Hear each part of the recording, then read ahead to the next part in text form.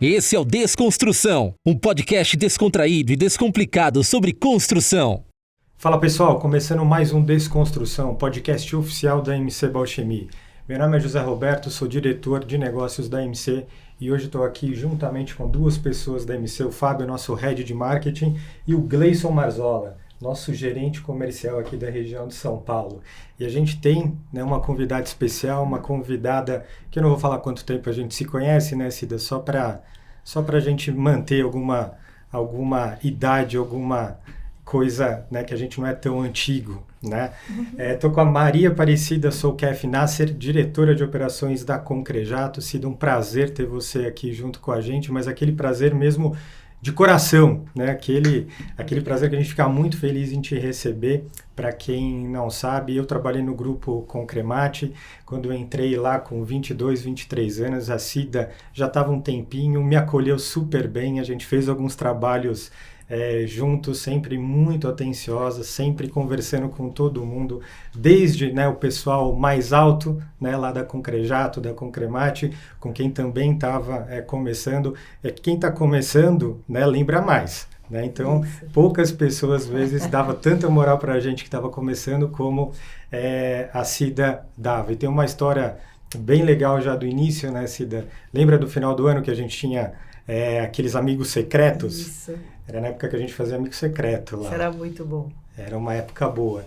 E aí eu lembro que 2 anos seguidos eu tirei a Cida. Isso. Né? Tanto é que na segunda vez eu falei, não, tá errado, não é possível. De novo, isso porque tinha um número considerável, né, de pessoas, e as 2 vezes a gente ia ver lá o que a pessoa pedia e a Cida pedia a mesma coisa. Posso falar o que você pedia, Cida? Sim. Sempre pedia um par de Havaianas. Eu falei, nossa, eu quero tirar sempre a Cida.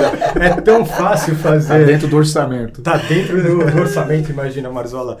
Tava começando, tava dentro, já pensou? Se pegasse outro gerente, outro diretor, vinha um pedido lá que eu ia ter que deixar meu salário lá. Cida, bem-vinda ao nosso podcast. Obrigada. Muito feliz em estar recebendo você aqui, como eu disse anteriormente. Você é diretora de operações da Concrejato.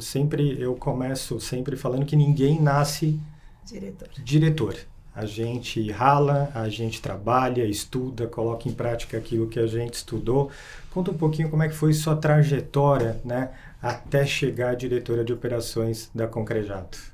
Bom, eu não comecei na Concrejato. Eu já entrei na empresa com 14 anos de profissão.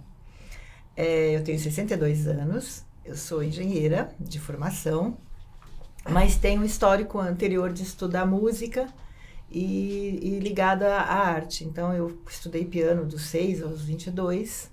Então, meu sonho era fazendo engenharia e arquitetura. Então, quando eu me formei, eu me formei numa crise da engenharia muito grande e o emprego que você conseguia, engenheiro é sempre assim, né? O emprego que você consegue não tem especialidade, né? É o emprego que você tem. Eu fui trabalhar numa empresa de fundações. Trabalhei com fundações em Stack Strauss 1 ano, aqui em São Bernardo. Depois prestei um concurso público, virei funcionária pública do Estado e comecei a trabalhar com obras especiais de restauração. E aí eu me achei, porque eu estava muito ligada à arte e estava ligada à engenharia, que também era um desafio muito grande. Era um momento muito difícil também, né? Já poucas mulheres no mercado, tudo isso. E aí, 12 anos depois, eu tive minha filha e achei que ser funcionária pública, ela não ia ter orgulho de mim. Achei que, assim, eu precisava de ser uma coisa diferente, uma pessoa que viesse a trazer uma história diferente para ela e fazer alguma coisa melhor para o mundo do que fazer só ser funcionária pública. E ela odeia isso, ela adoraria que eu continuasse funcionária pública, porque eu teria mais tempo para ela. Mas, enfim, aí eu saí do Estado logo que ela nasceu e fui fazer trabalho freelancer. Em vez de procurar estabilidade, eu fui procurar instabilidade, na verdade, né? Com um filho pequeno, tudo. Sim. E aí fiz um trabalho para Concrejato, um trabalho de um projeto de restauração para a fachada da Júlio Prestes, que ainda era da FEPASA. Tá. E aí eu fui convidada para entrar na Concrejato, isso foi em 97. E eu entrei no setor de orçamentos como orçamentista. Logo em seguida eu fui para a obra, assim, ajudar nas primeiras obras de restauração, porque eu trazia uma bagagem de conhecimento de como orça, de como faz metodologias, alguma coisa no meu tempo de fiscal no serviço público. E aí eu fui ficando. 2 anos depois eu me transformei em gerente na Concrejato, me elegeram como gerente. E eu fiquei muito tempo gerente, muito tempo. Cheguei a achar que, assim, nunca vou virar diretora, não que eu acho bacana ser diretora, mas, assim, é uma questão de você olhar para cima, para frente, né? E eu queria ser uma diretora diferente, eu achava que não tinha que ser essa coisa, o diretor chega, fica sentado e só olha por cima. Eu queria ser a mesma pessoa num cargo um pouco acima para poder formar novas pessoas para assumir o meu lugar. E assim se deu. Demorou muito tempo, né? Eu fiz muita coisa bacana. E eu também acho que a Concrejato tinha esse viés do medo de ser um cargo muito diferente de ser uma pessoa operacional, porque eu sou extremamente operacional e muito técnica. Eu gosto de técnica e eles acho que eu não conseguiria conciliar. Aí, enfim, um dia joguei as cartas na mesa. Ou vocês me promovem ou eu vou sair. E foi assim mesmo? Foi assim mesmo. Porque... Deu certo, então. Não, é porque, na verdade, eu tinha um trabalho, lógico, né? Uma outra proposta, tudo. E uma coisa que eu não procurei, veio. E aí eu falei, olha, não dá mais, assim, sobe um, sobe o outro, dá certo, sai, volta, vem. Assim, e eu tô aqui. Sentido. Eu tô aqui, tudo bem. E foi um momento, assim... que eu tenho que te falar que nem foi tão inteligente da minha parte, foi mais emocional. Porque não tem muita diferença, né? Mas, enfim, eu achei que fosse importante. E acho que foi. Isso foi 17, 18? Foi 2017. 17. 17, em 5 anos. E aí, ficou eu e Felipe, né, Menezes, e a gente distribuiu um pouco as áreas aqui em São Paulo. E aí a coisa fluiu, né? Eu gostei, acho que estava sendo bacana. Acho que é um processo diferente, porque você tem uma articulação um pouco maior, né? Você passa a ter fatos mais estratégicos, mas também Concrejato se separou da Concremate. Então, a gente também sofre um pouco a perda de um amparo, né? Então, foi um momento bem difícil para a gente, né? Então, casou meio que com esse momento. Mas está sendo bom. E eu acho que também desse tempo... Você me corrige, Cida, mas acho que toda a parte de gerente e de Concrejato reformulou tudo, né? Todo mundo acabou saindo, indo para outra empresa. Isso. E, se eu não me engano, só você ficou. Tô errado? De São Paulo? É. A equipe que está comigo ficou muita gente. Entendi. Né? O pessoal que começou estagiário, virou engenheiro, hoje está coordenador e gerente. A grande maioria ficou. No Rio saiu muita gente... porque também houve muita crise, a gente ficou pequeno, né, no sentido de amparo, né, embora a gente seja a maior empresa de restauração do país, e acho que no Rio, uma das maiores empresas de construção e de recuperação, mas a gente de verdade saiu de um grande grupo, que nos dava muito suporte, e a gente teve que se reinventar, né, e essa reinvenção traz ganhos e perdas, né? Então, se perdeu bastante gente, mas se ganhou também novas pessoas, né? E acho que é um momento de reciclagem da engenharia, né? Hoje o mercado volta a exigir novos profissionais e está tendo realmente esse movimento. Mas, de verdade, assim, acho que o tempo, a idade te dá um pouco de análise de compensação. Vale a pena eu sair para quê, né? Vale a pena eu ficar por quê, né? Então, eu sou libriana, então tudo eu boto na balança, então não tem jeito. Então, acho que acabou sempre pesando o amor aí pelas pessoas que começaram comigo, os funcionários pequenos que começaram com 19 anos, hoje viraram mestres de obras. Legal. Então, eu tenho muito orgulho disso. E eu acho que também tem muito a ver com o conhecimento que você conseguiu passar para eles ao longo desse tempo, né? Isso. Porque você vai vendo o crescimento deles. Eu acho que, como você mesmo falou, a arte... acaba sendo uma arte, né, da restauração, né? E muitas coisas você aprende no dia a dia, né? E acho que você conseguir passar isso para eles e ver a evolução deles, né? É muito bacana, porque você tem hoje no grupo os filhos trabalhando. Isso eu falo mais no ato que eu vi pequenos, né? E assim, às vezes eu ajudo, quer estudar, eu pessoalmente ajudo a estudar, ajudo a Tem um que quis fazer ser tecnólogo, que hoje é o encarregado de obras, começou pedreiro com 19 anos, eu ajudei ele a fazer técnico de edificações, estudar. E isso para mim é muito gratificante, mais do que não só ser diretora de uma empresa, mas assim, o que você consegue construir, né, enquanto projeto social. E essa questão de restauro é uma coisa complicada, né, Cida? Porque eu fico imaginando, primeiro, a gente não tem curso disso. A gente tem muito pouca obra, se a gente for olhar tudo que a gente teria que restaurar aqui no Brasil, a gente acaba fazendo poucas coisas e acaba aprendendo muito, né, trabalhando, estando lá no canteiro, aprendendo com cada tipo de obra.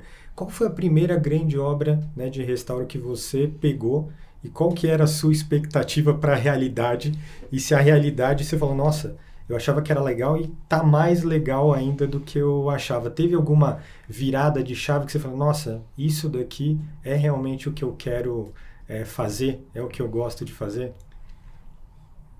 Quando eu fui para o Estado, que eu fui para a área de obras especiais, eu tive contato com os museus e com as casas antigas do Estado, porque era um momento que o Estado estava investindo em obras para restauração. Se montou o Condefat na época, e onde eu trabalhava, que se executavam as obras para as obras de restauro de todo o Estado. Então, ali eu comecei a achar, falei, porque eu gosto muito de técnicas construtivas, assim, na engenharia. Hoje eu posso falar que depois de 40 anos de profissão, eu gosto de concreto. Que era uma coisa que eu não tinha a menor afeição pelo concreto. Hoje eu acho uma das coisas mais lindas que existe, porque pela plasticidade e tudo, mas eu amava técnicas construtivas. Eu adorava descortinar uma argamassa e enxergar como a pessoa fez, como foi o processo construtivo, enxergar uma taipa, entender assim, quanto que aquilo foi batido, perceber que isso parece com concreto. Então, isso tudo, nesse processo que eu fui fiscal de obras, eu comecei a descobrir que aqui eu estou. Senão, não tem lugar para mim na engenharia. Aí, porque transita em coisas multidisciplinares. Então, eu falo com a historiadora, eu falo com o arquiteto, eu falo com o arqueólogo e eu falo com engenheiros que dão suporte para tudo isso, né? E tem uma questão que se discute muito, porque São Paulo, todo o restauro, São Paulo, ele é muito físico. A parte de obras de arte, de douramento, essa coisa que todo mundo acha que um restaurador está sempre de jaleco, com uma coisa pequena, isso é o final de um processo, né? Primeiro você tem que trabalhar com a sanidade física da edificação. Sim. E é isso que sempre me encantou. Aí quando eu entrei na Concrejato, foi para ajudar a desenvolver essa área. Isso foi muito fantástico, porque eu comecei a montar do zero, assim, com o pessoal, como é que faz. Já tinha um histórico no Rio, mas queriam desenvolver em São Paulo. E o Ronaldo Ritt, que é um diretor da empresa, que me convidou para trabalhar lá. E aí, primeiro desafio foi uma obra na Fazenda Ipanema, que eu acabei ajudando. A obra é uma obra de pau a pique, com construção de alvenaria e taipa. E é um prédio, a fazenda é maravilhosa, toda ela tombada, toda muito bacana, tem lagos, é lindo, é uma sede do IBAMA. E a gente fez um trabalho lá e eu pude começar a desenvolver equipes desde lá. E aí depois fui para uma outra coisa diferente, que eu fui para o Viaduto Santa Ifigênia. Que aí eu comecei a falar, olha que bacana, estou trabalhando com uma estrutura metálica. Saí de uma parede de pau a pique para entender como é que eu faço uma outra parede de pau a pique. E fui para uma estrutura metálica para recuperar. Aí assim, você olha assim, seu olho brilha, porque você vai fazer de tudo, né? Você não vai ser uma pessoa que constrói um prédio e faz outro prédio, faz outro prédio. Cada coisa que eu faço vai ser diferente. Então, essa perspectiva de estar sempre inovando, sempre buscando mudanças, embora pareça ser tudo igual, te faz, assim, olhar para o mundo maravilhoso, que você vai sempre construir uma coisa diferente. E que eu lembro de obra de restauro grande, pelo menos que de alguma forma eu participei ou no grupo, né, da Concremat, ou agora como MC. Eu lembro que a primeira sua de referência que eu peguei, né, quando eu já estava trabalhando, a primeira foi o Museu da Língua Portuguesa. Não. Aí, lá atrás. Antes né? disso, eu fiz uma mudança de chave da Concrejato. Na verdade, assim, a gente conseguiu, foi os primeiros projetos de Lei Rouanet, ninguém nem sabia montar direito. me ligou um arquiteto que eu fazia muito trabalho para ele, freelancer, que era o Paulo Bastos. Ele me liga e disse assim para mim, você quer entrar comigo num projeto da Catedral da Sé? Eu fui convidada, a catedral está sendo fechada, porque ela está toda trinca, está caindo o tijolo das abobadilhas. Aí eu disse assim, Paulo, eu quero, mas agora eu estou na Concrejato. Se você deixar eu trazer a Concrejato junto para o processo, vai ser legal, porque é uma empresa de recuperação. E aí a gente foi para esse projeto. Acho que foi um dos maiores projetos culturais até hoje feitos, até a chegada desse museu ou até do Teatro do Rio de Janeiro, Teatro Municipal do Rio.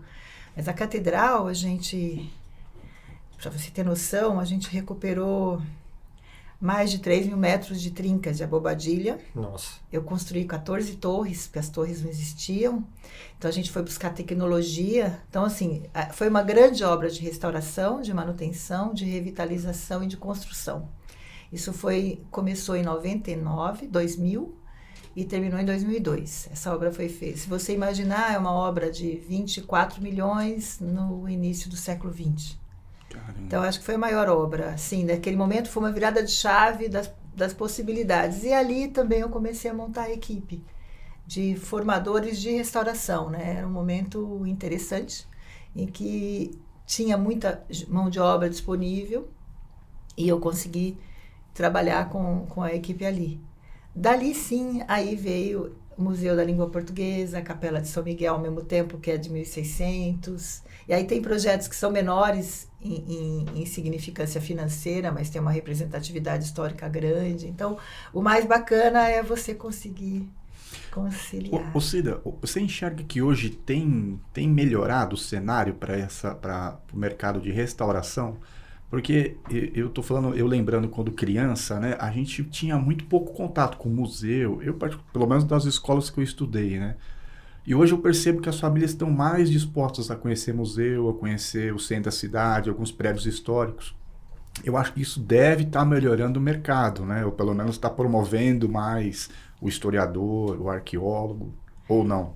Acho que sim. Você tem dois lados, né? Você tem, assim, um número maior de museus, o entendimento que museu não é uma coisa estanque, é interativo, então isso tem um apelo muito bacana. A própria formação do museu, o apelo do museu é muito interessante.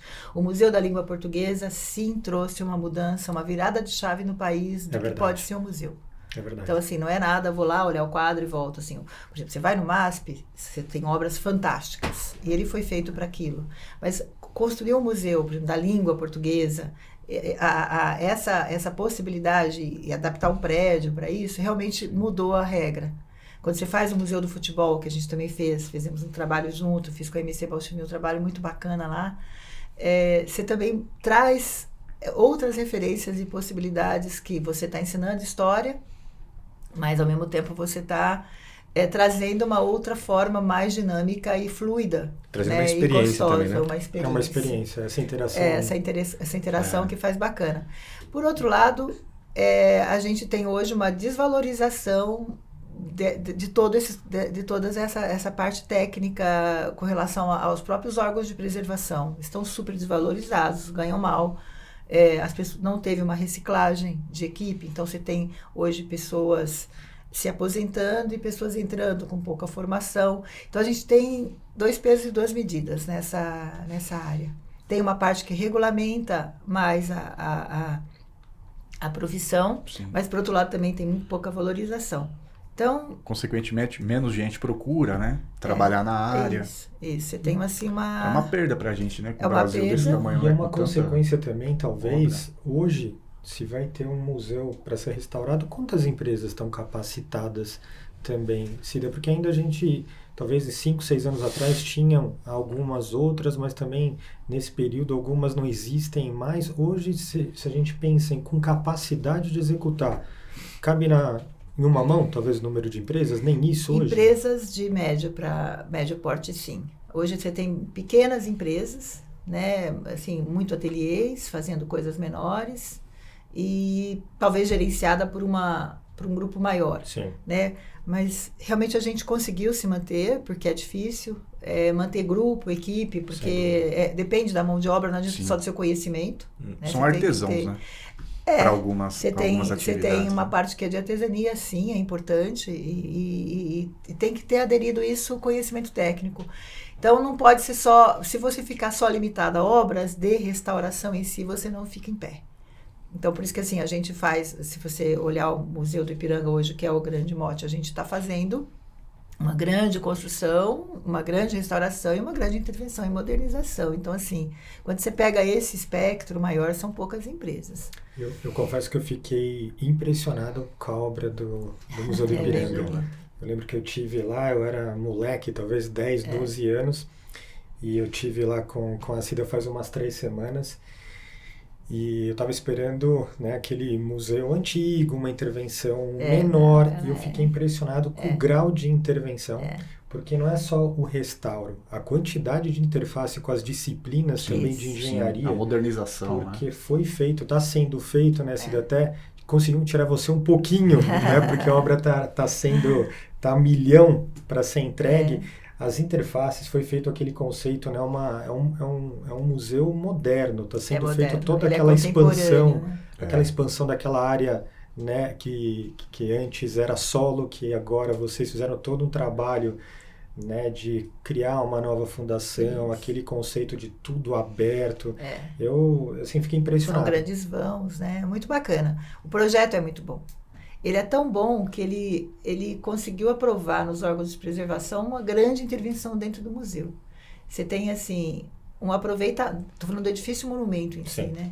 Você tem um aproveitamento melhor das salas, ele refez o telhado, a gente desmontou o telhado tudo, aproveitamos 100% do madeiramento, quase todo o telhado de cobre, mas com outro desenho, com outra volumetria, estabelecendo, mantendo as alturas, mas o projeto é tão bom conceitualmente que ele conseguiu aprovar intervenções que em outro modelo de projeto os órgãos de preservação não aprovariam. Não aprovariam. E assim, ele é muito inovador. Ele tem uma leitura da contemporaneidade, do concreto colorido, da fala da cor do concreto com a cor da terra que se tirou, e os grandes vãos, né? Você tem foi um trabalho assim, fantástico. O projeto é muito bom. Então, assim, é muito gostoso fazer projeto bom. E eu acho que para quem foi lá também, né? Eu tive a oportunidade de ir lá também, para quem não é engenheiro. Para quem é engenheiro, acho que olha outras coisas que são coisas adicionais, né? Então, acho que o tanto de tecnologia e de métodos construtivos foram utilizados, né? Eu lembro que a gente foi lá, daí tinha vigas feitas lá em madeira ali, né? Então tinha coisas que, para mim, né, como leigo, né, da engenharia nesse sentido, eu não conseguia entender que isso é tão que é tão diferente, assim. Então assim, acho que tem vários níveis. Tem esse nível para o engenheiro que chega lá e vê coisas que fala, nossa, olha tanta coisa bacana que foi feita aqui. Então o engenheiro vai ter uma percepção, mas também para uma pessoa que vai visitar e tudo mais, acho que todo esses detalhes que foram pensados, né, que nem o concreto colorido, ou as maneiras que foram feitas ali, são formas que até mesmo para quem não é especialista no assunto, vai ter um impacto, né? Então, eu acho que juntar essas duas coisas, que é a parte da engenharia, toda a tecnologia, tudo mais que foi utilizado ali, e também essa parte para o público geral, né? Eu acho que é um pouco isso. Talvez o projeto é tão especial, né? O projeto que fez é tão especial que ele conseguiu combinar tudo para permitir ser realizado um projeto desse, né? E essa questão do projeto, Cida, eu também acho uma coisa interessante a gente falar, porque é aquilo, né? Uma obra de restauro, ela não está simplesmente... O sucesso não é só quem executa. Quem tem todo esse conceito, aonde vai cada coisinha, como é que você interliga, porque eu acho que o Museu do Ipiranga, pelo que eu vi lá, tinha muito isso, né? Você tinha áreas que não se comunicavam com outras áreas, então você estava andando, de repente você chegava num ponto lá do museu, opa, e agora? Aí você tinha que voltar tudo, então uma coisa foi essa fluidez que o museu teve. Quem que participou, né, quem que são as cabeças dessa parte do projeto, desse conceito do museu moderno, assim? O projeto é da H+F. São dois jovens arquitetos, assim, o Eduardo e o Eduardo Ferroni e o Pablo. E eles participaram de um concurso público, né, e ganharam o concurso, assim, porque tinha proposta. O museu precisava de área, então tinha algumas premissas, né? Precisava de área, porque ele tem muito acervo. Precisava ter mais área interna disponível para poder fazer as exposições. queria se modernizar, estava com problema estrutural e precisava, na verdade, de ter uma leitura dessa integração. E os projetos me parecem que foram muito bons, os projetos do concurso público, mas ele conseguiu vencer entendendo essa coisa da fluidez, da ligação desde o parque, interligar o parque com o museu. Você pode entrar por baixo, agora vai poder entrar, né? As 2 escadas rolantes que você vai conseguir acessar por baixo para chegar no... Você vai ter esse descortinamento, né, de um novo para chegar em cima e enxergar o prédio. Isso é tudo muito bacana. Eu acho que ele venceu por essa competência, assim. Ele criou e se associou com bons projetistas também da parte de fundações e estrutura, né, que foi a Heloísa Maringoni da parte estrutural e o pessoal do NOU na parte de fundação e contenção. E aí acho que isso foi a grande luz aí para ele poder conseguir fazer isso. E assim, executar foi muito difícil, porque tinha algumas premissas também de conceitos de sustentabilidade que estão ligados à restauração, reaproveitamento de quase tudo que você pode. Então a gente não jogou um metro cúbico de madeira fora, nada, porque a gente transformou as madeiras, todas as madeiras que eram vigas que puderam ser transformadas em assoalhos viraram ou foram aproveitadas na restauração das esquadrias. Então tudo isso é sempre um processo, mas foi bem trabalhoso, mas bem gratificante. Em uma obra do projeto, um projeto novo, uma obra de um prédio novo, já dá trabalho. E tem já muita incerteza. Isso. Fica imaginando, né, num restauro que não tem as-built, que não tem nada. Não tem um histórico, né? Assim, o acervo, o as-built, deve ter muito pouca informação, né? O projeto era bem completo. O projeto veio bem completo, mas isso não quer dizer que ele esteja estanque e sem necessidade de alteração e intervenção. Porque ele veio muito completo, teve uma exigência muito grande. Até nós ganhamos a licitação em setembro, só conseguimos começar a trabalhar em fevereiro, quase junto já com a pandemia, de 2019 para 2020, para poder fazer essas equalizações, tudo. Ele veio bem completo. Só que começar, aí você tem descobertas e descobertas que só acessando com andaimes, só tirando as alvenarias, os revestimentos, que você vai entender de verdade essa composição quase que arqueológica da construção, né? É quase descobrir arqueologicamente como é que foi, né? Então, assim, os tijolos furados, assentados na horizontal para poder ter menos peso quando se vai ganhando as alvenarias, ao mesmo tempo também dificulta, porque dá mais trincas no museu, ele tem uma movimentação. Então, assim, essas descobertas são ao longo da obra. E o grande acerto foi ter deixado os próprios projetistas acompanharem o projeto e serem os ATOs do projeto. Porque sem isso você estaria patinando porque uma outra pessoa começando a descobrir o projeto que um outro fez é muito complicado. Quando a FUSP entende que precisa dos ATOs como sendo os próprios projetistas, a gente ganha no projeto e ganha no andamento. Assim. E isso não é comum num projeto? Não, normalmente não é permitido, né? Quem faz o projeto acompanhar a obra. Tem que ser outro. Tem que ser outro. E isso é o grande erro de obras de restauração, porque o projeto não é estanque. Então, assim, você vai... Por exemplo, a gente criou aquele corpo lá no fundo metálico, né? Eu desmontei uma escada de madeira nobre e tudo isso, mas você tinha um processo para desmontar, e nem sempre o que você encontra é aquilo que está projetado. Então, assim, se eu não tivesse a Heloísa Maringoni, da companhia lá de projetos, me ajudando no processo de discutir como fazer, chegasse um novo, para ir olhar o projeto da Heloísa, ia ter que ligar para ela para poder entender. Então, a gente conseguiu tirar esse triângulo. Encurtou o caminho. E assim... E tem um facilitador, porque eu falo, mesmo engenharia sendo uma coisa muito matemática, cada projetista projeta de uma forma. Sim. Então, eu brinco que a minha colher cheia de açúcar não é igual a sua colher cheia de açúcar. Então, as soluções já estavam pensadas. Então, isso foi... Eu acho que assim, a soma mais interessante do projeto foi essa possibilidade de trabalhar todo mundo junto. Esse exercício nós fizemos no Museu da Língua Portuguesa e fizemos no Museu do Futebol. A Fundação Roberto Marinho, enquanto uma entidade privada, ela pode contratar, não é pública, né? Então, ela pode contratar o próprio projetista para fazer o trabalho. E a gente viu o quanto isso é valioso. Na Ponte Pêncil, que também foi do Estado, nós conseguimos que a Injet, que foi a projetista, fosse o ATO. O projeto ganha. É impressionante como você está junto com o projetista, não é uma briga, é uma soma. É muito bom. E também acho que a questão que você comentou da Heloísa. A Heloísa também estava junto no Museu da Língua Portuguesa. Isso, né? Então acho que essa momentos. própria sinergia, e também essa vocês têm uma cabeça parecida, isso. também pensa um pouquinho... Pensa junto, né? Acho que isso é uma vantagem também, que você vai ganhando experiência junto com alguém que você já acaba tocando, acaba dançando, né? Muito mais sincronizado. É muito bom trabalhar com a Heloísa. Ela é uma pessoa fantástica. E o mais interessante, porque ela mudou a forma de lidar com todo mundo, um pouco pela forma como ela tem o Renato, que é o engenheiro que trabalha comigo, que hoje é meu gerente lá. E o Renato é uma pessoa totalmente...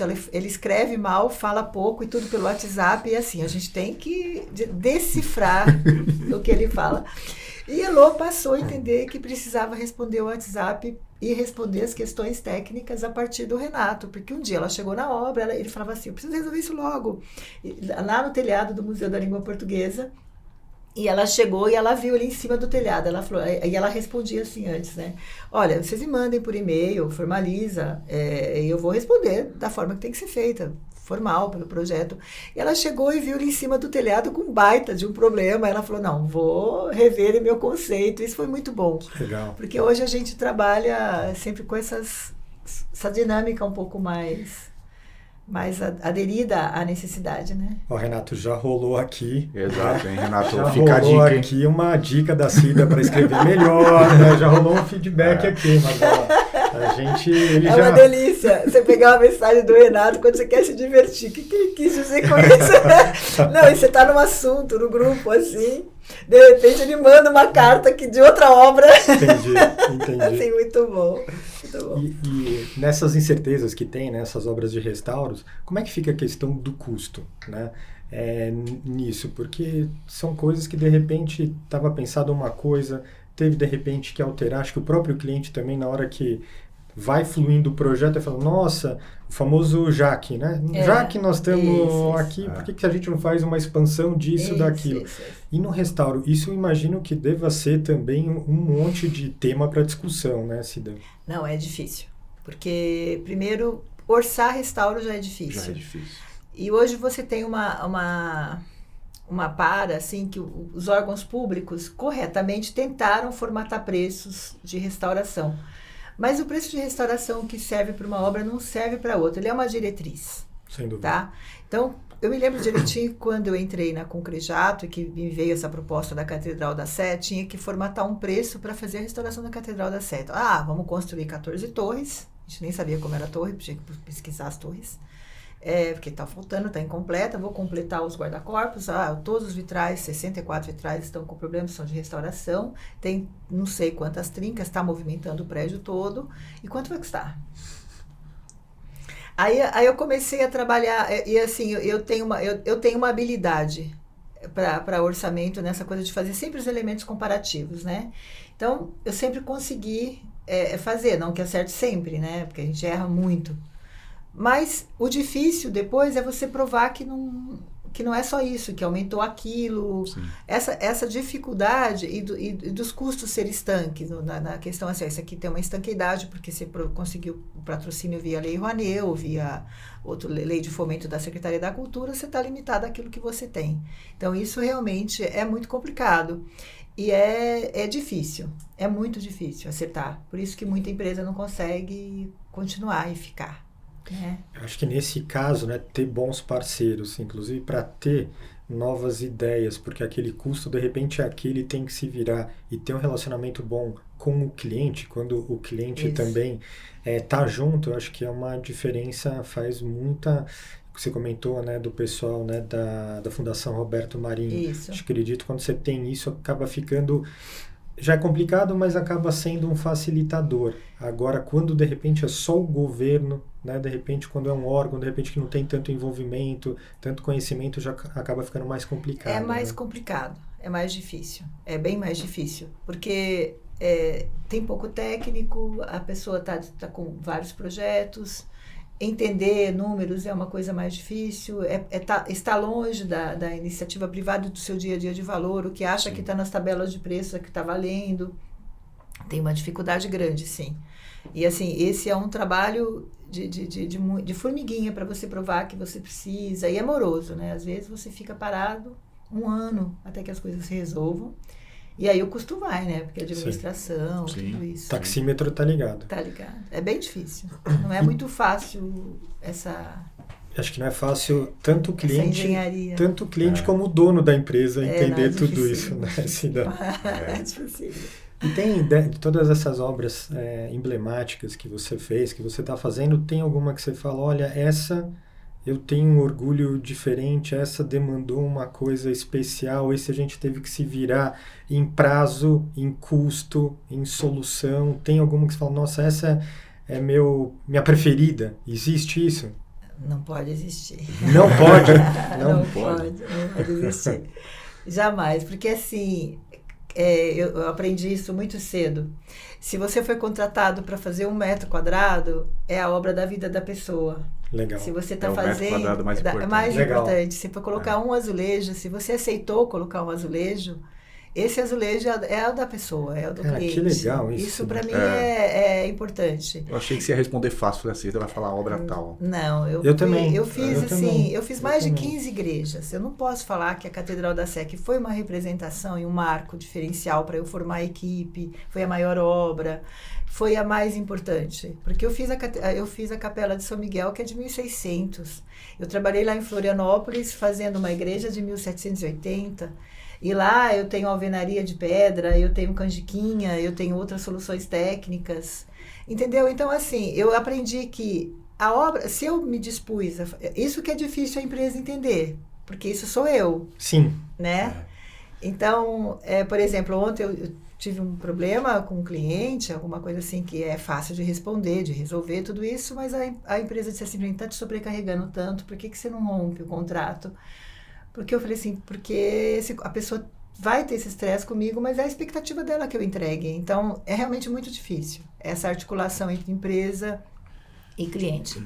Mas se você perde esse respeito, esse entendimento que tanto faz a obra que você esteja fazendo, todas elas são importantes, você não pode estar trabalhando em nenhuma área, eu acho.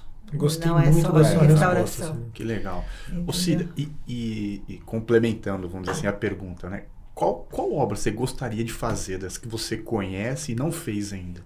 Ixi. Por conta seja da idade da obra ou de algo que te leva para Eu gostaria muito agora de estar discutindo patrimônio moderno. Assim, porque restaurar argamassas, restaurar tecnologias históricas que estão sempre revestidas, te dá uma possibilidade de revestir, de fazer e ter esse entendimento. As obras modernas que envolvem concreto, ferro e vidro, quase que na essência, ela traz uma dificuldade porque ela é desnuda, você não tem revestimento. Então, como é que você vai... Se você não entender o que o projetista lá de trás pensou como solução de arquitetura ou de solução estética final, de 3 elementos tão singelos, mas estão complexos, né? Então, como é que você vai lidar com isso? Isso para mim é meu sonho, assim, se eu pudesse agora parar, já fiz tudo de neoclássico, tudo de que eu podia fazer, já ensinei todo mundo, agora eu queria ficar pesquisando área de concreto. Era o que eu gostaria de fazer. Porque é muito diferente. Como é que você faz um acréscimo de um pilar, que precisa de um reforço de pilar, se a estrutura do pilar está definida naquele tamanho que ela é um pilotis, por exemplo. Como é que eu vou lá e falo assim, olha, desgastou tanto, perdeu tanto aço e agora eu preciso aumentar a base da estrutura? Não é. O desenho do projeto vai no desenho tem a ver com a lógica da estrutura com o que foi projetado. Você perde totalmente a estética. Isso a gente está falando de coisas mais recentes, então, assim. É de uma arquitetura moderna da década de 50. A Cida tá dando umas respostas que eu não esperava. Eu esperava depois eu falo para ela qual que é a obra que eu achava que era a queridinha dela. É porque a gente ainda pensa como engenheiros, o quadrado funcional. Eu sou engenheira, não tem como. Eu esperava que ela fosse cravar alguma obra, nessa resposta eu achava aquela, olha, eu já fiz tudo que tinha aqui no Brasil, agora eu tô pensando para ir para a Europa, para fazer os museus lá da Europa. Ia dar uma resposta totalmente inesperada para mim. Não sei se vocês estavam esperando isso, eu estava esperando uma outra coisa. Eu achei que tivesse uma algo direta, tipo, né? Tipo, puta, tem um lugar que eu fui, que eu vi uma treliça que eu me Eu sou apaixonei. muito ciumenta, assim, tem obras bonitas, assim, que eu falo, poxa, nem participamos da restauração, que eu gostaria de ter feito. Isso sim eu tenho, assim, por exemplo, ali do lado da Pinacoteca, porque eu fiz, enquanto, ainda nem sem ser concrejato, quando eu trabalhava numa empresa pequena, logo que eu saí do Estado, eu fiz a Pinacoteca do Estado. A primeira cobertura de vidro num prédio tombado, eu que fiz, né? E assim, eu era novinha. Isso foi muito bacana, um projeto do Paulo Mendes da Rocha. Poxa. Então, quando saiu a Pinacoteca contemporânea, eu lamentei muito não participar. Mas também fica assim, largar de ser gulosa, né? Porque você está fazendo o Museu do Ipiranga, está fazendo o prédio ali da Polícia Militar, que é muito bacana. Estava com obras em Porto Alegre. Estou fazendo Colégio Santo Inês, estou fazendo obra em Arara. Você quer mais o quê, né? Deixa eu trabalhar também, né? Mas assim, eu sou meio assim, gulosa por prédios bonitos, né? Por obras interessantes, não necessariamente bonitos, né? Porque é outra coisa que você precisa saber também quando você trabalha com restauração, que não é necessariamente o que você gosta, é o que está lá. Né? É verdade. É porque não quer dizer que eu gosto de amarelo, porque quase todo prédio que eu pinto de amarelo. Porque na prospecção que dá é amarelo. Ô Cida, e de todas essas obras que você fez, a gente falou de algumas especiais e tal, mas uma das coisas que a gente discutiu também foi de algumas curiosidades, alguma coisa que você, né, só descobriu quando você foi executar. Tem alguma curiosidade específica, seja um achado, né, alguma coisa, né, alguma curiosidade assim que você lembra de... Todas as obras têm. Assim, é muito louco. Não tem nada... Como você mexe em coisas já existentes, em áreas delimitadas, ou que se você vai abrir uma construção perto, por exemplo, um museu, né? Você sempre acha uma coisa interessante e diferente. Você acha coisas engraçadas, porque se confunde, você acaba achando que é uma coisa ou outra. E tem, assim, enterramentos. Eu fiz muita igreja. Agora tem uns 4 anos que eu não faço igreja. A de São Miguel não tinha? Eu acho que São Miguel, todas elas. Tem um sítio arqueológico. Eu quase fui presa, porque eu fui fazer a obra da praça e tinha que desmontar, eu estava mexendo no sítio. No Pacaembu, a gente tinha que tirar a tinta que eu estava fazendo com vocês até a recuperação estrutural e a impermeabilização. A primeira vez que veio o Shaipex, não foi? Acho que foi, que você usou foi. Foi, lá nas primeiras arquibancadas. Em grande, 10 mil metros quadrados de Chapex, foi uma coisa bem bacana. Aquela época eu lembro o detalhe, eram 10.850 metros quadrados. Era aquela época, assim, era faz 10 anos atrás, então a gente sabia 15 anos. Detalhe do detalhe. Foi quase 15. Faz 15, é verdade. Então, faz 15 anos. E aí o que aconteceu? Eu tinha que tirar tinta, aí tinha que fazer jateamento. Eu estava fazendo 2 obras, o Museu do Futebol dentro e a arquibancada fora pela prefeitura e dentro pela fundação. Aí comecei a fazer o jateamento com... era com... Você tentou com granalha lá. Não, granalha depois, não deu certo, mas aí eu usei aquele que era de pozinho, esqueci agora o nome, mas era fazia um pó. Você imagina no Pacaembu, de repente chega a polícia, eu tive que falar, tive que provar que eu não estava fazendo nada muito poluente, não sei o que, eu quase fui presa. Assim, mas tem coisas bacanas. Agora, tem uma história muito divertida, não é divertida, porque assim, era o sonho da arquiteta lá de Florianópolis, porque todo mundo falava que tinha um enterramento em pé de uma freirinha lá numa parede de Florianópolis, né? Porque tem enterramentos que as pessoas pediam para ser enterradas de taipa aqui no Museu de Arte Sacra, tem pessoas enterradas dentro, assim, as freirinhas, aquela coisa toda, e tem um caráter até assim de punitivo, né? De você enterrar também nas portas, para as pessoas estar sempre pisando, como se fosse o primeiro purgatório. Tem todo um histórico, isso que faz a coisa legal. Deve ter funcionário seu que tem um pouco de medo disso aí. Morrem de medo. Dependendo da porta que ele vai abrir. Morrem de medo. Tem, assim, lá na Catedral da Sé, a única não conseguia hora extra para trabalhar à noite quando tinha que trabalhar na cripta, porque os enterramentos estavam lá e de vez em quando alguém abria a tumba para poder tirar algum enterramento, levar para algum lugar, o pessoal não entrava lá de jeito nenhum. Então, assim, é muito engraçado essas coisas, assim, né? Mas lá essa pessoa sonhava com essa história que tinha a pessoa, ela passou a vida construindo essa história, porque realmente era muito importante, porque tinha esse histórico do enterramento entre as pedras, não sei o quê. E aí eu acabei com esse sonho, foi muito chato, porque eu tinha o GPR e eu resolvi presenteá-la, tinha um evento de arqueologia lá em Florianópolis, e eu resolvi presentear a pessoa fazendo esse teste, passando o GPR ali na parede para ver se encontrava indícios. Ai, infelizmente reescreveu a história. Não encontrei nada. E toda igreja tem um túnel.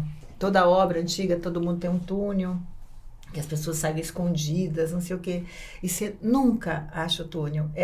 Assim, as pessoas ficam muito tristes. Decepcionante. Não acha túnel nenhum. Não existe essa história. Esses folclores, assim. Eu nunca achei um túnel, gente. Não tinha também. Vocês fizeram também aqui o da Escola de Medicina, né? Da USP, da doutora Arnaldo. Também tinha. Eu lembro que meu avô estudou lá e eu sempre vou, tem esse túnel que liga, né, a escola para o cemitério, não tinha uma história dessa também? Também não existe. Também não existe, não achou o túnel. Fizeram o metrô, fizeram o túnel, a gente também fez lá no museu, mas não tem. É verdade, o metrô passou lá e o túnel, como que tem o túnel? É alguma cota. Agora, onde tem, mas aí era uma coisa que é na faculdade, na Santa Casa. Mas aí o túnel realmente foi feito para fazer as coisas. Mas é muito louco, porque não existe. É um folclore. E assim. Mas aí quando você chega, vamos dizer assim, nessas situações, o historiador participa, ele reescreve. Ele participa, o arqueólogo prospecta, vai. Mas, por exemplo, na igreja de São Francisco, lá em Florianópolis, eu deixei em aberto, porque o padre ficou tão decepcionado. Eu falo, de repente a gente não conseguiu prospectar tudo, ou teve a intervenção na cidade e mudou toda a leitura da cidade, porque pode mesmo acontecer. Sim. Na Casa de Câmara e Cadeia, lá de Florianópolis, que hoje é o museu da cidade que a gente também fez, tem a leitura e o histórico que Dom Pedro chegou, e ali era uma cadeia, e que achou muito insalubre, tem os históricos escritos, você não sabe o que a gente destrinchou para procurar. Só que o que acontece? Pode até ser que existia um fosso, a gente até achou umas fundações muito profundas, achamos tudo isso, mas o que acontece? O Brasil é muito novo e não tem essa cultura da preservação da envoltória de um bem tombado, né? Sim. Então, quando você chega para restaurar, tudo já está cheio de prédio do lado, não sei o quê. Então, se existiu também, você perdeu, porque agora é que você está buscando esses resgates. Então, também a história fica um pouco comprometida. Mas então, não leva mais o GPR, não. Você vai acabar com o sonho do pessoal do interior. Não, mas acho que por isso que você sempre tem que deixar no ar, porque de verdade, às vezes você vai achar em outro momento alguma outra pesquisa. Mas assim, o Brasil tem muito pouca... ele não investe, né, assim, no entendimento que restaurar só o elemento que você tem que manter o histórico em volta, bacana, também preservado, né? Então se perde muita informação, mas essas coisas são muito interessantes, porque é muito triste dar a notícia de que não tem, né? Não achei. No final das contas, você não está escrevendo a história, está desescrevendo um pouco uma desconstrução da história. Né? E aí você escreve outra. É verdade. Cida, uma outra coisa também que tem muito nessas obras, imagino eu, de restauro, tem muita questão da interface com os políticos, né? Seja com prefeito, com governador, presidente. É uma interface saudável? É uma coisa, de repente, que você vê que tem um envolvimento deles mesmo, que não tem só interesse? Como é que funciona? Né? Como é que funciona essa interface, né, com o pessoal?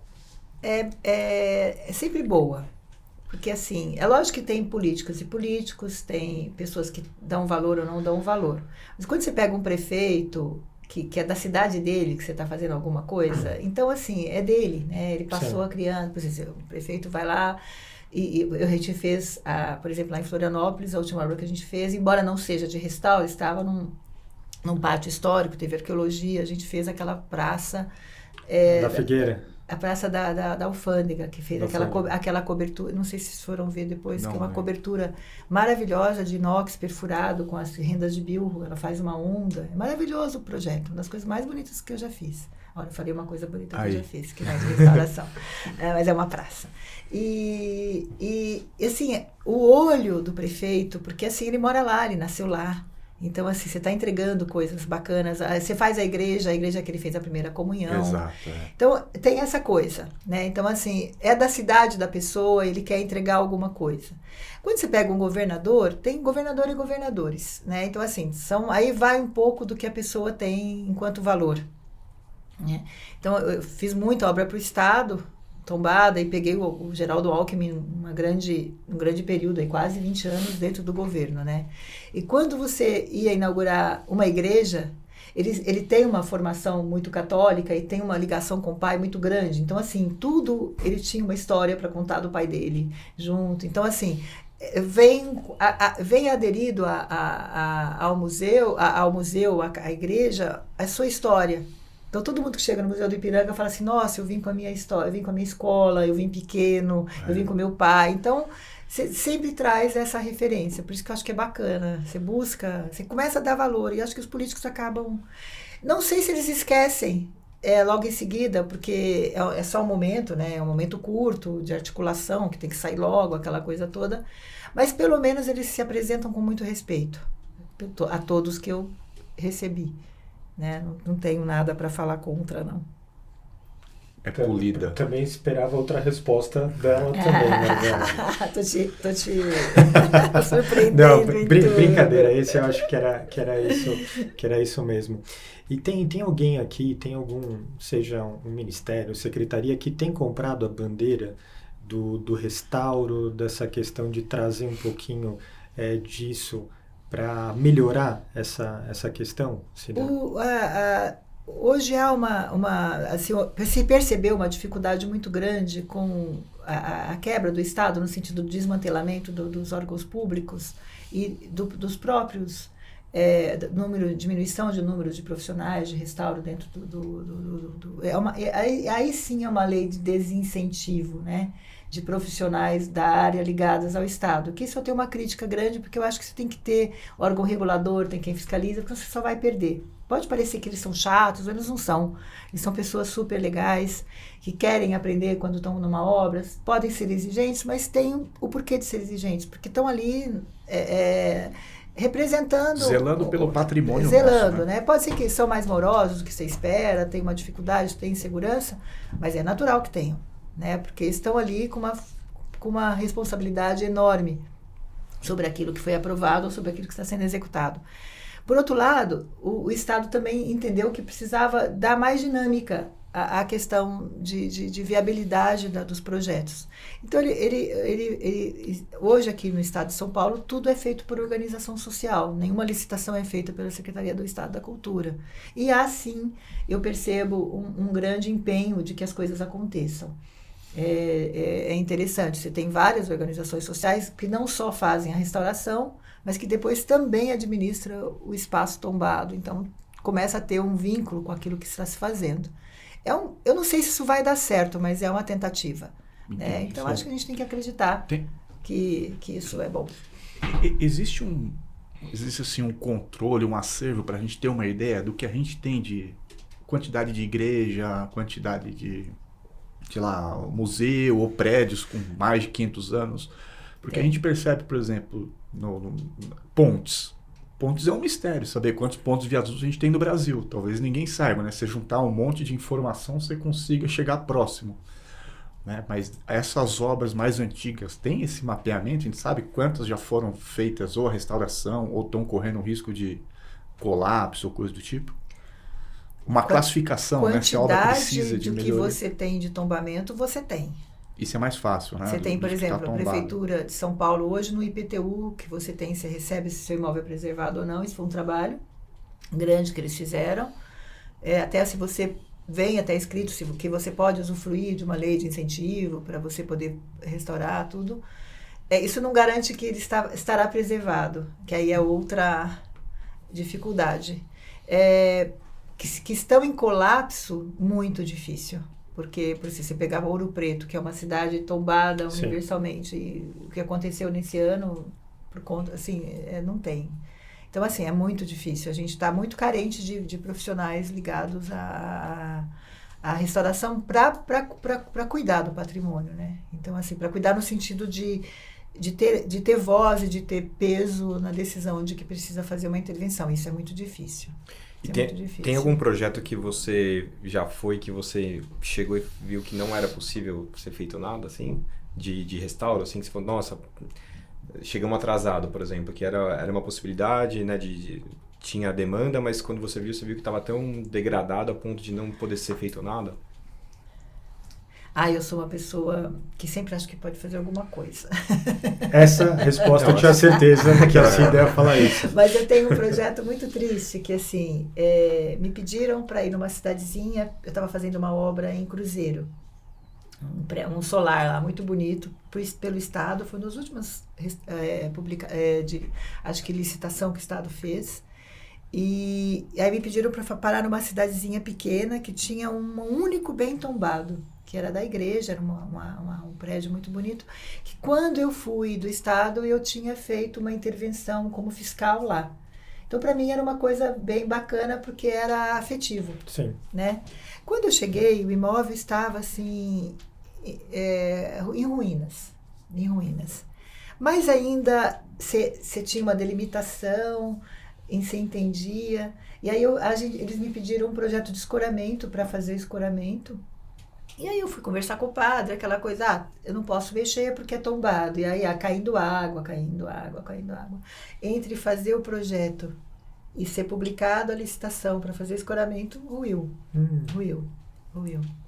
Então, e muita gente tem vontade que isso aconteça para poder fazer o uso do espaço para o empreendimento. Então, também tem essa coisa de provocar que se rua, que faça o dano e que se faça a demolição, né? A pergunta é chata, mas é muito mais indo nesse caminho da preocupação, né? Porque também se você, né, de mostrar que pode chegar num momento que não tem muito o que fazer, né? Então, assim, por isso que existe, por isso tem a importância também de você falar desse fato de ter também o pessoal olhando para isso, né? Porque pode chegar um momento que não dá mais. Que não dá mais, né? Mas, por exemplo, você tem as ruínas, você tem a tratativa de ruínas em cartas de restauração, como se trata, que você tem que intervir, como você tem isso fora do país muito mais, né? Você vai na Itália, você tem as ruínas preservadas, tudo isso. Aqui no Brasil tem pouca coisa, mais na orla. Você tem as ruínas de fortes, que ficam ainda a marca das pedras, tudo isso. Mas com os projetos muito, muito carentes ainda de solução. Isso realmente é ruim. Cida, e qual é o próximo? Tá acabando o Museu do Ipiranga. Ixi. Qual é o próximo? Já tem uma mira? Já está estudando o próximo restauro? Como é que tá? Tem, assim, algumas coisas. Estou com um trabalho bacana em Porto Alegre. Estou fazendo uma escola muito bacana, que é uma escola bem referencial de escola normal lá. É uma escola que parou antes da pandemia por falta de recursos. Ela retomou agora. A gente ganhou um outro viaduto muito interessante em Porto Alegre, que a gente espera trabalhar com a MC lá na parte de impermeabilização. Tamo junto. Que é legal. E aí é o que vem, né? Tem, assim, minhas obras modernas que eu estou sonhando em fazer, quem sabe eu consigo, né? A gente está com um trabalho bacana no MASP, pequeno, muito pequeno, mas assim com uma perspectiva de estudar a recuperação de concreto, próprios elementos metálicos, achando soluções legais para não intervir sem marcar essa intervenção, né? Isso. E tem outras coisas aí que de repente virar podcaster. A gente já está com uma concorrente, mais uma concorrente como podcaster. Cida, uma pergunta que eu não posso deixar de fazer também, o pessoal da MC tem te atendido? Tá tudo andando bem? Você tem alguma reclamação? Não, Esse é o momento que a gente faz o corte, se a resposta é não, a gente corta no podcast. Não, na verdade eu tenho assim, um grande carinho por vocês, né? Na verdade, a gente veio do mesmo grupo, o Marzola, você, o próprio Josenias, comecei, o Flávio de outra empresa, mas a gente trabalhou também muito juntos, né? E eu sempre tive muita receptividade de vocês em tudo que a gente precisa, até as coisas mais inerentes que vocês nem acreditam que a gente vai pegar. Olha, eu estou pegando um rejunte seu, quero saber o quanto ele resiste, porque eu estou fazendo restauração de ladrilho hidráulico com ele. A gente viu Nossa, lá. Então, assim, é sensacional, né? Porque lá no Farol Santander, que a gente fez também no período da pandemia, a gente comprou o rejunte de vocês, o rejunte para fazer a parte de pastilhas, e o rejunte estava especificado um rejunte acrílico, era ruim, conversamos um pouco, e de repente a gente começou a fazer uso desse rejunte para tonalizar as pastilhas, a gente conseguiu, vai para um laboratório, verifica se ele resiste à abrasão, essa coisa toda, a gente faz tudo muito, não é empírico, né? É técnico, Sim. né? Mas é muito bacana, é muito bacana. E mesmo na parte de recuperação, a gente sempre é muito bem atendido. E eu faço questão de vocês como parceiros, assim. Eu não gosto quando a equipe, o pessoal fala, não, tem alguém mais barato, não sei o quê. Eu falo assim, não, mas vamos tentar a MC, que é mais legal. Obrigado. Trabalhar. Cida. Mas isso é recíproco. Como eu disse, a gente tem um carinho muito grande. Tudo foram pelas sandálias havaianas. Você viu? Olha A Cida, na verdade, é responsável pela Havaianas ter montado aquela loja lá no Oscar Freire, o tanto que ela compra de Havaianas. Pior que não. É engraçado. Mas lá eu Sonho de férias, entendeu? Mas isso é bem interessante, né? Porque tem a questão do relacionamento, né? Não é só o negócio, né? O relacionamento são as pessoas, e tem muita, eu diria que lá na empresa quem mais defende você, seja para atender, né? Que a gente brinca o mais rápido possível. Isso. Olha, eu tô precisando para hoje. Mas hoje à tarde é o Josenias. Josenias, acho que o pessoal da expedição já conhece a Cida, pelo menos de nome. Não é o projeto da Cida, é coisa da Cida. E eu fiquei devendo uma fala o ano passado para a equipe. Eu fiquei de gravar uma fala para eles, agradecendo as embalagens.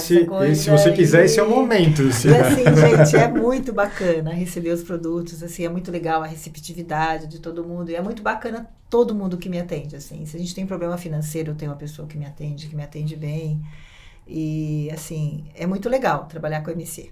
Muito bacana mesmo. Eu gosto. Acho que vocês são técnicos, acho que são sérios, não estão aqui para brincar, trouxe tecnologia e agrega, né? E é bacana. E eu gosto de tudo isso faz a engenharia ser melhor, né? Então... Que bacana. Que bom ouvir isso aí de você, Cida. Que bom, Cida. A gente fica contente. E que eu falo, conta com a gente, porque problema a gente tem, né? Mas a gente consegue resolver junto também no dia a dia, né? Quem é de obra sabe que é assim que funciona, né?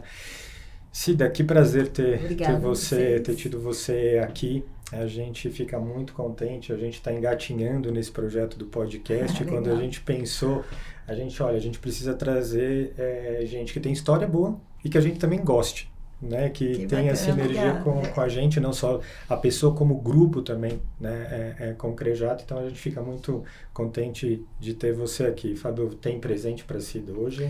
Tem presente. Você tá trouxe do seu lado. 10 Havaianas, você trouxe para ela. A gente mudou um pouco. Não tem mais férias, não tem mais Havaiana. Fábio, você que é o expert nisso. Então deixa só. Cida, a gente trouxe uma lembrancinha mais com a cara da MC, né? Então, na verdade, são 2 cervejas aqui para você. Eu vou contar uma história, posso? Lógico. Opa, fica à vontade, Cida.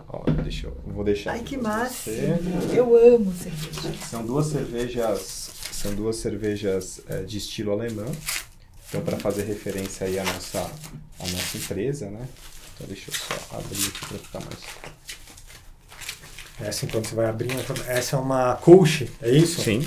A Kolsch é um tipo de cerveja que ele é da cidade de Colônia, que é muito próximo onde a gente tem a nossa matriz. É uma cerveja mais fraquinha, né? Tanto é que o pessoal da Alemanha, das outras cidades, do país inteiro, fala que não é cerveja. Já essa, né, Fábio, mais encorpada, é isso? É uma Altbier, que é da região ali de Düsseldorf. Então são 2 cervejas para você lembrar um pouquinho da MC também. Eu adoro cerveja, adoro beber. Eu vou contar uma história porque é engraçada. Se o Flávio estivesse aqui, a gente ia partilhar essa história juntos. Não, o Fábio bebendo, se for o Flávio bebendo, não, eu não consigo imaginar engraçada, muito. Porque assim, ele trabalhava numa outra empresa. Sim. E aí, final de ano tinha os presentes. E aí, sei lá, para as mulheres vinha algum presentinho.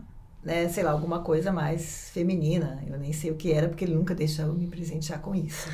Aí ele falava pra mim assim, Cida, imagina, a gente tá fazendo a pinga de Salinas, tem que levar, ninguém sabia o que era pinga de Salinas, você imagina isso 20 anos atrás, sei lá quando, tem que levar pinga pra ela, essa mulher não vai ganhar essas coisinhas, esses bebelozinhos, aí eu ganhava pinga de Salinas, e assim, foi muito bom, assim, ele me entendia de cara, que eu sabia que eu gostava mais de beber do que de Legal, de a presentinho. gente ela deu uma dica boa já pro final do ano agora, hein? Deu uma dica boa.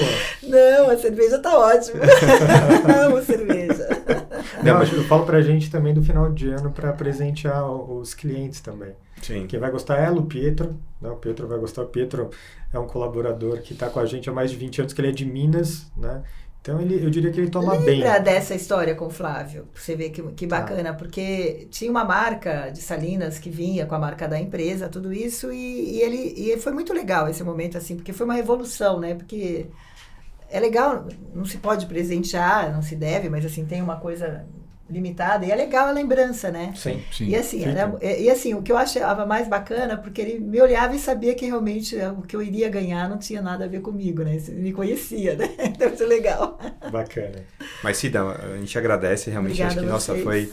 É aquilo lá que é gostoso ficar só ouvindo aqui, né? Lembrar desse momento, porque tem tanta história Mas eu bacana. não acertei que, nossa, nenhuma das respostas, né? Não tem certo e errado Não, aqui. Aqui, Não. né? Tudo que você esperava, Eu eu vou- falei contra. Não, mas quem errou foi a gente. Quem errou fomos nós que Não, erramos. na verdade, eu diria que foi só uma. Eu achava que ela ia cravar uma obra, um filho, assim, dela, tal, de preferência. Eu tenho um mas não- monte, mas é ofensivo? É, Você entendi. imagina? Depois em off a gente tenta obter essa resposta dela, Marzala. Não, mas foi muito legal. Legal. Mais alguma coisa, Fábio? Você que é o dono do Não, podcast, eu não- você que é o cara do Eu só quero podcast. agradecer mesmo, porque foi realmente... Bacana, Muito obrigada. bem Eu que bacana, agradeço obrigado. a oportunidade. Foi bem bacana, eu gostei muito, tá? Ótimo.